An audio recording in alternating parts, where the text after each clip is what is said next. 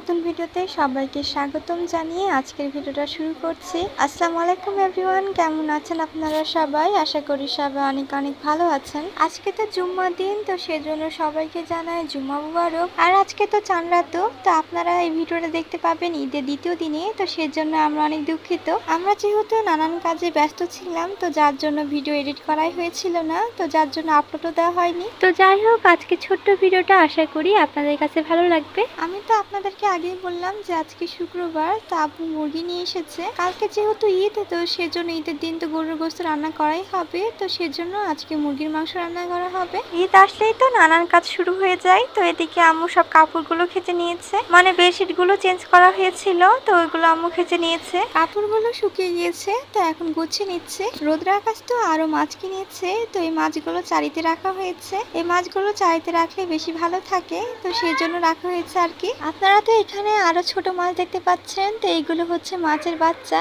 তো ওগুলো বড় হয়ে যাবে। অনেকদিন থেকে তো আমাদের পাখিগুলোকে আপনাদেরকে দেখানোই হয় না, তো সেজন্য আজকে দেখানো হচ্ছে। আপনাদেরকে তো দুইটা পাখির বাচ্চা দেখানো হয়েছিল।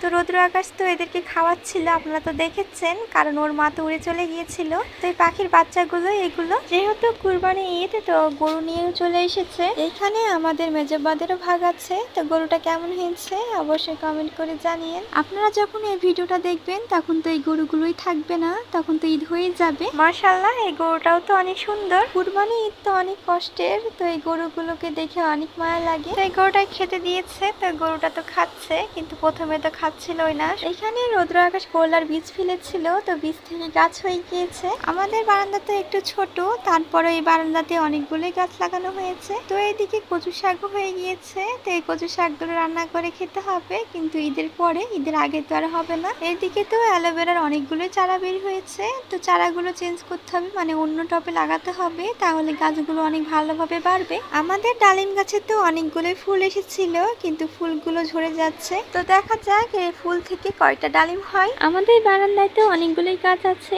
তো সেজন্য গাছগুলো একটার মধ্যে আরেকটা ঢুকে গিয়েছে। এদিকে আমাদের পাখিগুলো অনেক ভালো আছে, তো এই পাখিগুলো তো আপনাদেরকে অনেক কম দেখানো হয়, তো শুধু তো ওই পাখিগুলো আপনাদেরকে দেখানো হয়, এই পাখিগুলো তো দেখানোই হয় না। আমরা তো সবাই সকালে নাস্তা করে নিয়েছি, তো এদিকে তো আম্মু দুপুরে রান্নাও শুরু করে দিয়েছে। এর আগে তো অনেকবার মুরগির মাংসের রেসিপিটা আপনাদেরকে দেখানো হয়েছে, তো সেজন্য আজকে আর দেখানো হলো না। এখন তো মুরগির মাংস কষানো হচ্ছে, তো ভালোভাবেই কষাতে হবে।